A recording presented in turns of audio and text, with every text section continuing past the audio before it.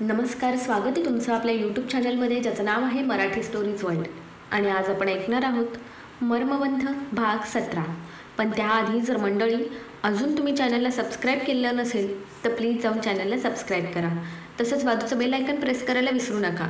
त्यामुळे येणाऱ्या नवीन स्टोरीचं किंवा नवीन पार्टचं नोटिफिकेशन तुम्हाला मिळत जाईल. तसंच तुम्हाला स्टोरी आवडत असेल तर छान छान कमेंट करायला आणि लाईक करायला देखील विसरू नका. चला तर मग सुरू करूया भाग 17. शेखर सगळं व्यवस्थित चेक करत होता. एक ना एक गोष्ट डिटेलमध्ये स्टडी करत होता. बघता बघता 1 वीक कसा गेला कळलं नाही. काही छोट्या मोठ्या कॅशची अफरातफर सोडली तर त्याच्या हाती अजून काहीच लागलं नव्हतं.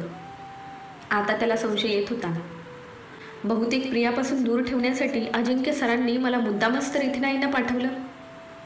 असू शकतं. आणि ती बावळट प्रिया, इतकं सांगूनसुद्धा तिने माझं ऐकलं नाही. उलट मी इतके कॉल केले पण एकसुद्धा रिसीव्ह नाही केला. शेखर मनातल्या मनात बोलत होता. खूप एकाकी वाटत होतं त्याला. आज आणि उद्या सुट्टी आहे. काय करणार मी इथे? कोणीच ओळखीचं नाही, ना कोणी फ्रेंड्स. शेखर बेडवर पूस बदलत विचार करत होता.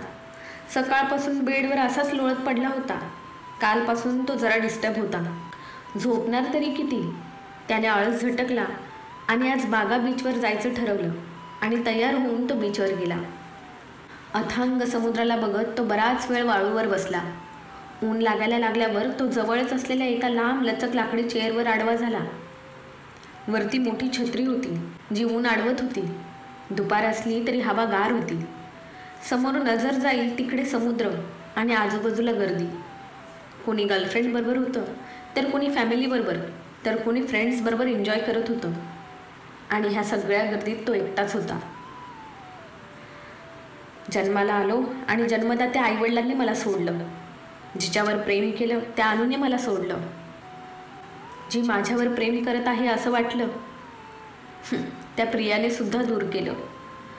असं कसं माझं नशीब लिहिलं रे देवा? कुणाचं तरी प्रेम आहे की नाही माझ्या नशिबात? माझी काय चूक आहे एकदा सांग तरी. शेखर खूप इमोशनल झाला होता. त्याने एक बियर मागवली आणि गटागट पिला. काही केल्या त्याला शांत वाटत नव्हतं. मनात एक आगीचा डोम उफाळला होता. त्याला शांत करण्यासाठी त्याने अजून एक बियर मागवली. बियरच्या प्रत्येक घोटाबरोबर तो त्याचं दुःख पित होता. त्याची नजर सहज दूर एका मुलीवर गेली. ती वाळूवर बसली होती. त्याने डोळे चोळून तिच्याकडे पाहिलं. अनु? ती अनुच वाटत आहे. शेखर तिच्याकडे बघत म्हणाला. बहुतेक मला बियर चढली आहे. जरी ती अनु असती तरी ती एकटी कशाला बसेल? तिचा तो सो कॉल्ड बॉयफ्रेंड असेलच ना तिच्याबरोबर. शेखरने विचार करतच बियरची बाटली तोंडाला लावली आणि पूर्ण बाटली रिकामी केली. त्याला बरीच चढली होती. दुपारची संध्याकाळ झाली होती. त्याने सहज पुन्हा ती मुलगी बसली होती तिकडे बघितलं. ती अजूनही तिथेच बसली होती. तो उठला आणि फ्लॅटवर जायला निघाला. सकाळी उशिराच उठला. कालप्रमाणे आजही तोच प्रश्न होता. आजचा दिवस कसा घालवायचा? तो फ्रेश झाला. थोडाफार ब्रेकफास्ट करून तो बाहेर पडला. माहीत नाही पण आजसुद्धा त्याला बीचवर जावंसं वाटत होतं. तो काल जिथे बसला होता तिथेच परत गेला. त्याची नजर आपसुकच काल ती मुलगी बसली होती तिथे गेली. ती मुलगी अजूनही तिथेच होती पण आज तिच्या आजूबाजूला काही माणसं दिसत होती. शेखरची पावलं आपोआपच तिच्याकडे वळाली. तिथे एक बाई आणि एक माणूस उभा होता आणि 2 पोलीस उभे होते. इन्स्पेक्टर साहेब, मीला घेऊन जा इथून. कालपासून इथेच बसून आहे. बघा कशी मूर्तीसारखी एकाच दिशेला बघत आहे. किती विचारलं पण काहीच बोलत नाही. ती बाई पोलिसांना बोलत होती. ते शेखरने ऐकलं. तो जवळ गेल्यावर त्याची नजर त्या मुलीकडे गेली. समोर बघून त्याच्या काळजात चर्र झालं.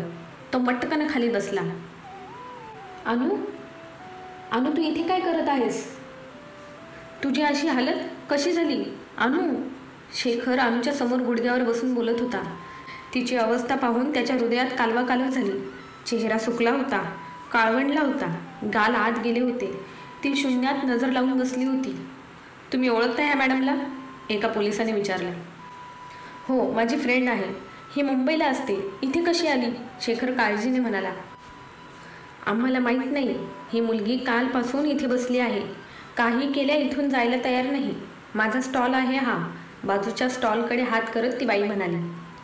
रात्री उशिरापर्यंत ही इथंच बसून होती, म्हणून मी चौकशी केली, पण काहीच बोलायला तयार नाही. जवान पोरगी अशी सोडून जायचं आमच्या जीवावर आलं, म्हणून मी आणि माझा नवरा इथेच झोपलो स्टॉलमध्ये. ही सकाळी पण हलत नाही बघून आम्ही पोलिसांना बोलवलं, ती बाई म्हणाली. Thank you so much. तुम्ही हिच्याबरोबर अजून कुणाला पाहिलं का? शेखर म्हणाला. नाही, आमचं लक्ष गेलं तेव्हापासून ती एकटीच बसली आहे, ते दोघे बोलले. शेखरने पाकिटातून काही पैसे काढून त्यांच्या हातात दिले. थँक्यू, ते बोलले आणि त्यांच्या स्टॉलकडे निघून गेले. ही नक्की तुमची फ्रेंड आहे? त्यांचं नाव, ॲड्रेस, तुमची माहिती द्या, त्यातला एक पोलीस म्हणाला. शेखरने दोघांची माहिती दिली. तुम्हाला पोलीस स्टेशनला यावं लागेल, ते म्हणाले. अहो, हिला अगोदर डॉक्टरची गरज आहे, वाटल्यास तुम्ही माझ्याबरोबर हॉस्पिटलमध्ये चला, शेखर म्हणाला. ठीक आहे, बसा व्हॅनमध्ये, जोसफ हॉस्पिटलकडे घे, त्यातला एक इन्स्पेक्टर बोलला. शेखरला काही सुचत नव्हतं, पण स्वस्थ बसून चालणार नव्हतं. नक्की अनुबरोबर काय झाले ते कळायला पाहिजे. त्याने विचार केला आणि निशांतला कॉल केला. निशू, मला तुमची गरज आहे, शेखर म्हणाला. शेखर, काय झाले? तुझा आवाज एवढा बारीक काय येतोय? तुला बरं वाटत नाही का? निशांतने विचारलं. निशू, तू, मनीष आणि सुजित गोव्याला येऊ शकता का? शेखरने विचारलं. शेखर, काही प्रॉब्लेम झालाय का? निशांतने काळजीने विचारलं. तसंच काहीचं समज, आणि जमलं तर नक्षत्राला पण घेऊन ये, शेखर म्हणाला. शेखर, नक्की काय झाले? तू ठीक तर आहेस ना? निशांतने विचारलं. निशू, मी ठीक आहे, पण तुम्हाला खूप मिस करत आहे. प्लीज जमलं तर या. शेखर भावूक झाला होता. त्याचे डोळे पाण्याने भरले होते, पण त्याने ते आतच रोखले. हो, ठीक आहे, ॲड्रेस सेंड कर, निशांत म्हणाला आणि त्याने मनीष आणि सुजितला कॉल केला. इकडे हॉस्पिटलमध्ये पोचल्यावर अनुला ॲडमिट करून घेतलं होतं. पोलीस केस असल्याने तिचे रिपोर्ट काढत होते. सरकारी हॉस्पिटल असल्याने काम जरा धीम्या गतीनेच चालू होतं. पोलीस शेखरचे डिटेल्स घेऊन पेशंटमध्ये इम्प्रूव्हमेंट झाल्यावर पोलिसांना कळवायला सांगून निघून गेले. आता शेखर एकटाच होता. त्याने डॉक्टरांना भेटून अनुची चौकशी केली. पेशंट मेंटल ट्रॉमामध्ये आहे. नक्कीच कुठल्या तरी गोष्टीचा त्यांना धक्का बसला आहे. तुर्तास तरी एवढंच सांगू शकतो, बाकी रिपोर्ट्स आल्यावर कळेलच, डॉक्टर म्हणाले. शेखर बाहेर लाकडी बाकड्यावर बसून होता. रात्रीचे 9 वाजत आले होते, पण अजून रिपोर्ट आले नव्हते की अनुमध्ये इम्प्रूव्हमेंट नव्हती. शेखर, निशांत आणि मनीषची हाक ऐकू आली. त्याने पाहिलं तर निशांत आणि मनीष त्याच्याकडेच येत होते, तर पाठीमागे सुजित आणि नक्षत्रासुद्धा होते. ते जवळ येताच शेखरने निशांतला मिठी मारली. शेखर, खरं सांग, काय झालंय? तू इथे हॉस्पिटलमध्ये काय करत आहेस? निशांतने विचारलं. अनु, शेखर फक्त तेवढंच बोलला. अनु, काय झालं तिला? आणि तुला कुठे भेटली ती? सुजितने विचारलं. शेखर, तू अगोदर शांत हो, बस इथे. मनीषने त्याला खाली बसवलं आणि पाणी प्यायला दिलं. शेखरने त्यांना सगळं सांगितलं. आता सगळ्यांच्या चेहऱ्यावर टेन्शन होतं. मी आलोच डॉक्टरांना भेटून, मनीष बोलला आणि आतमध्ये गेला. एक्सक्यूज मी म्हणत निशांतसुद्धा बाहेर गेला. त्याने काही कॉल केले. सुजित आणि नक्षत्रा शेखरजवळ बसले होते. थोड्याच वेळात मनीष बाहेर आला. निशांत अजूनही फोनवरच बिझी होता. शेखर, चल आपण घरी जाऊया, तुला आरामाची गरज आहे. सकाळी परत येऊ, तसंही पेशंटजवळ थांबू देत नाही, रूल आहे हॉस्पिटलचा, मनीष म्हणाला. अरे पण अजून रिपोर्टसुद्धा नाही आलेत अनुचे, तिची हालत बघ, असं कसं सोडून जायचं तिला इथे? शेखर थोडंसं चिडत म्हणाला. कितीही स्ट्रॉंग असला तरी अनु त्याचा वीक पॉईंट होती. तिच्या बाबतीत तो खूप हळवा होता. मनीष, मलासुद्धा अनुला भेटायचं आहे, तिला बघायचं आहे, नक्षत्रा म्हणाली. शेखर, काळजी करू नको, मी डॉक्टरांशी बोललो आहे, तिची व्यवस्थित काळजी घेतील ते, आणि रिपोर्ट्स आले आहेत, पण पोलीस केस असल्याने ते रिपोर्ट आपल्याला उद्या देतील. अगोदर ते पोलिसांना इन्फॉर्म करतील, मनीष म्हणाला. काहीतरी म्हणाले असतील ना डॉक्टर, तिला नक्की काय झालंय? शेखर म्हणाला. घरी चल, मग बोलू आपण, मनीष म्हणाला. तोपर्यंत निशांत पण आत आला होता. त्याने सुद्धा शेखरला समजवलं आणि ते शेखरला दिलेल्या फ्लॅटवर आले. दुपारपासून कुणीच काही खाल्लं नव्हतं. शेखर तर सकाळच्या ब्रेकफास्टवरच होता. त्याची तहान भूक सगळी हरपली होती. आम्ही काहीतरी खायला घेऊन येतो, तुम्ही पुढे व्हा, मनीष म्हणाला. मनीष आणि निशांत खाली थांबले. निशांतचे कॉल्स कंटिन्यू चालू होते. त्याच्या बऱ्याच मोठमोठ्या ओळखी होत्या ज्या आज कामी आल्या होत्या. निशांतमुळेच हॉस्पिटलमध्ये अनुवर ताबडतोब उपचार सुरू केले होते. बीचवर आणि बीचच्या आजूबाजूच्या परिसरात असणारे CCTV फुटेजसुद्धा पोलिसांनी चेक करायला सुरुवात केली होती.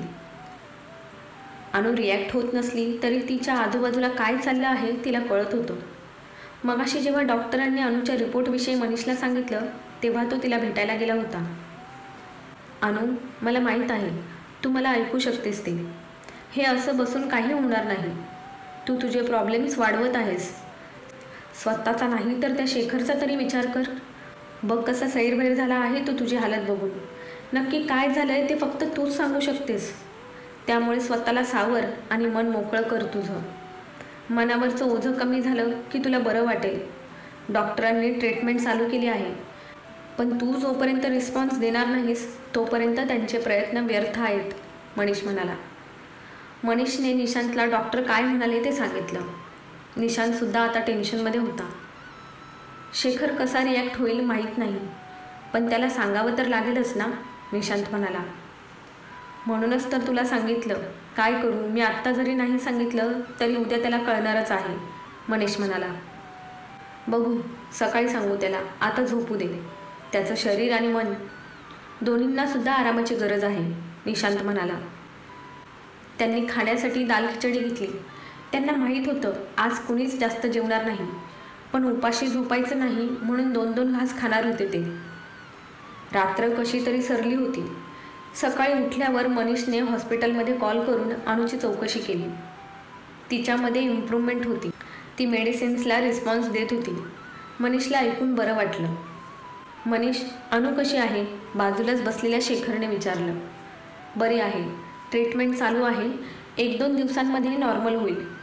पण मनीष बोलता बोलता थांबला. पण काय मनीष, काही प्रॉब्लेम आहे का? जे पण असेल स्पष्ट बोल, शेखर म्हणाला. शेखर, अनु प्रेग्नंट आहे, मनीष म्हणाला. त्यावर शेखरने काहीच रिॲक्ट नाही केलं. त्याच्या चेहऱ्यावर काहीच एक्सप्रेशन दिसत नव्हते.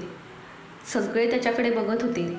त्याची एवढी थंड प्रतिक्रिया कुणालाच अपेक्षित नव्हती.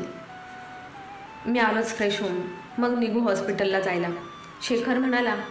भावनाशून्य चेहऱ्याने त्याने मनीषकडे पाहिलं आणि तो बेडरूममध्ये निघून गेला. बाथरूममध्ये जाऊन त्याने शॉवर चालू केला. डोक्यावर थंड पाणी पडत होतं आणि तो शांत उभा होता त्या पाण्याखाली. मनात असंख्य प्रश्न होते. तिचं कुणावर तरी प्रेम होतं. त्याला तो दिवस आठवला जेव्हा त्याने तिला प्रपोज केलं होतं आणि तिने त्याला सांगितलं होतं, माझं दुसरं कुणावर तरी प्रेम आहे आणि आम्ही लग्न करणार आहोत. कदाचित हे मूल त्याचंच असावं. पण मग अनुची ही हालत का झाली? तिच्या मनावर कसला आघात झाला असेल? त्या मुलाने अनुला चीट तर केलं नाही ना? रागाने त्याच्या हाताच्या मुठी घट्ट झाल्या. त्याच्या डोळ्यामध्ये रक्त उतरलं होतं. डोळे लाल झाले होते त्याचे. त्याने रागानेच हात समोरच्या आरशावर मारला आणि क्षणात त्या आरशाचे खळकन तुकडे झाले.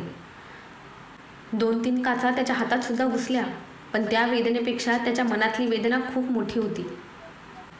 त्याचं लक्षसुद्धा त्याच्या हातातून वाहणाऱ्या रक्ताकडे गेलं नाही. सुजित, खूप वेळ झाला. शेखर आत आहे. मला टेन्शन येते. तो रागात काही? नक्षत्रा म्हणाली. नाही, तसं काही करणार नाही तो. त्याला थोडा वेळ द्यायला पाहिजे. राहू दे थोडा वेळ त्याला एकट्याला. शांत झाला की स्वतःच येईल बाहेर तू, सुजित नक्षत्राला धीर देत म्हणाला. सुजित बरोबर बोलतोय. शेखर वाहत जाणारा नाही. शांत झाला की येईल बाहेर. तू नको टेन्शन घेऊ, मनीष म्हणाला. शेखरचा राग शांत झाल्यावर तो बाहेर आला. चेहरा निस्तेज होता. कुठलेच भाव नव्हते त्याच्या फेसवर. निघायचं, शेखर म्हणाला. शेखर, 1 मिनटं. हातातून रक्त येते ते तरी बघ. थांब, पट्टी करू दे, नाहीतर जखम चिघळेल, मनीष हात हातात घेत म्हणाला. काही होत नाही.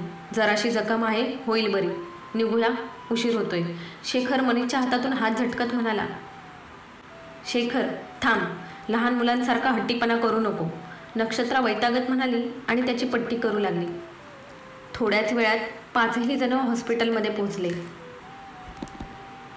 सर, अनन्या कशी आहे आता? मनीषने डॉक्टरांना विचारलं. बरी आहे, पण आघात बहुतेक खूप मोठा असावा. सकाळपासून फक्त डोळ्यातून पाणी येत आहे त्यांच्या.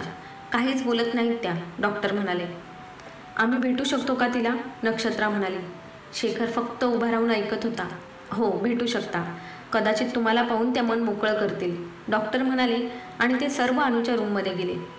ती बेडला टेकून डोळे बंद करून बसली होती. अनु, नक्षत्राने आवाज दिला आणि तिच्या जवळ गेली. तिच्या बाजूला बसली आणि तिचे डोळे पुसले. ही काय अवस्था करून घेतली आहेस तू अनु? काय झाले की तू अशी मूर्ती बनलीस? सांग ना. आमचा जीव असा टांगणीला नको ना ग लावू. सांग ना काय झाले अनु, नक्षत्रा म्हणाली. अनुने तिला मिठी मारली आणि मोठमोठ्याने रडायला लागली. तिचं रडणं बघून सगळ्यांच्याच मनात सर झालं होतं. असं काय दुःख झालं होतं तिला की ती धाय मोकलून रडत होती, कोणालाच कळत नव्हतं. शेखर आणि बाकीचे सर्व जेंट्स बाहेर निघून गेले. बराच वेळ ती तशीच नक्षत्राच्या कुशीत रडत होती. जरा शांत झाल्यावर सावरून बसली. अनु, तू आराम कर, आपण नंतर बोलू, नक्षत्रा तिला खाली झोपवत म्हणाली. तेवढ्यात एक नर्स हातात मेडिसिन्स घेऊन आली. तिने ते अनुला दिले आणि निघून गेली. थोड्या वेळात अनु शांत झोपली होती. उद्या डिस्चार्ज मिळेल, डॉक्टर म्हणाले आहेत, मनीष म्हणाला. निशांत आणि सुजित लोकल पोलीस स्टेशनमध्ये गेले. तिथे काहीतरी माहिती नक्की मिळेल ह्या आशेने ते दोघेही तिथे गेले होते.